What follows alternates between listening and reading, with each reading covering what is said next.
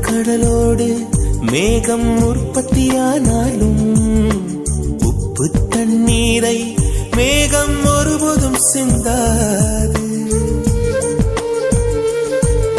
மலையில் விழுந்தாலும் சூரியன் மரித்து போவதில்லை.